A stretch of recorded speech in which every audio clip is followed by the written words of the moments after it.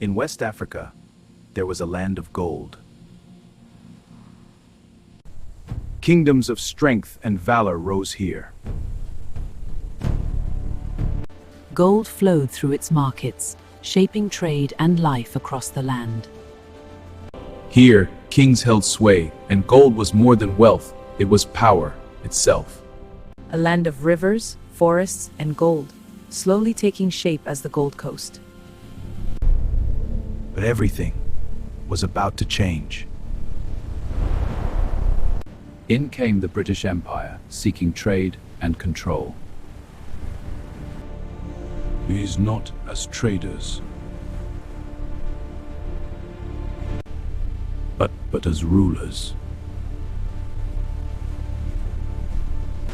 They took control, shaping trade, law, and the lives of a people. The zivrays of the land's wealth. The people worked, under great pressure, for the benefit of foreign powers. But not for themselves. But the quiet could not last. Soon voices began to rise. By the educated leaders of the Gold Coast plotted change, demanding a future for their people. In 1947, a movement was formed demanding freedom and self-governance for the people of the Gold Coast. The United Gold Coast Convention, a formal call for freedom and self-rule in 1947. Ideas were growing, carefully planned in secret, as the people prepared for what was to come. Then, everything changed. A new resolve swept through the people. The call for freedom could no longer wait. One man arrived, calm, confident, ready to lead a nation toward change. Kwame Nkrumah. He spoke differently, words that stirred hearts and awakened hope across the Gold Coast. And the people listened, workers, youth, and students, their eyes wide with hope. Not tomorrow, not later. The call for self-government rang clearly, now echoing in every heart. Hope ignited, fists raised, voices joining in a chorus for change. Will not later, self-government.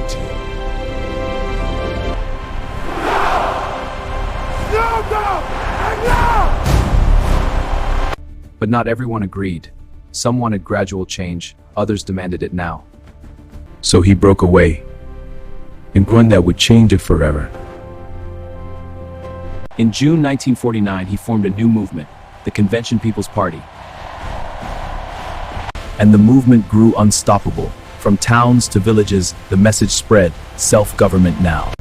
On February 28th, ex-servicemen marched peacefully, demanding what they had been promised. The nation erupted, streets filled with cries, determination, and the unstoppable voice of the people. The British lost control. Their authority could no longer contain the rising voice of the people. Nkrumah pushed harder. He refused to wait. The people's voice demanded action. Strikes, boycotts, resistance. They arrested him, but his spirit and the people's resolve could not be contained. They tried to silence him, but Nkrumah's resolve and the nation's spirit could not be contained. But in 1951, the people answered, even from prison. The votes were counted. The people had spoken. He won from prison. The people had claimed their voice, and a new era had begun. They had to release him. The voice of the people could not be silenced. And he took power, now the leader of the people, ready to guide the Gold Coast toward its destiny. Step by step, the people's leadership was shaping the nation, preparing for the day freedom would finally arrive. Power returned to the people. Africans were no longer spectators, they were now leading their own future. The Gold Coast began to lead itself. Across towns and cities, a new nation was already taking shape. The final moment approached.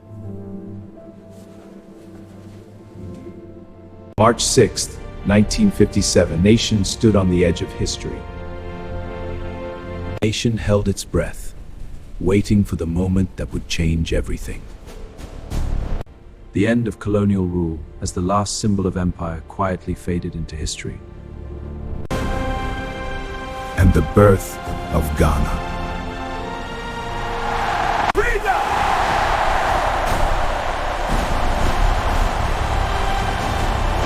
Ghana is free forever. But freedom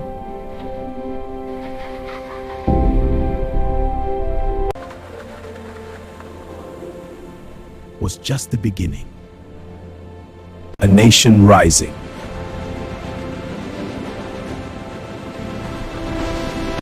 One people.